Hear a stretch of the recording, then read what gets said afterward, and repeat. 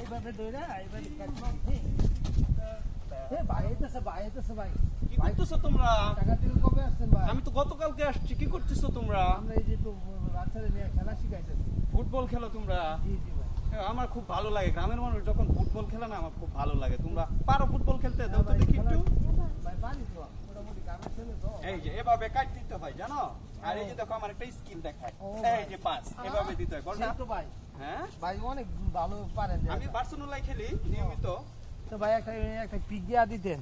হ্যাঁ একটা free kick করবো? হ্যাঁ ভাই। তাহলে বলটা এখানে দাও, তুমি ওইদিকে সরো, একটা ফ্রি কিক দেই। সরো তোমরা, সামনে তো সরো, ব্যথা পাবা, লাগলে ব্যথা পাবা। ঠিক আছে ভাই আস্তে আস্তে ভাই। না লাগলে তোমরা ব্যথা পাবা।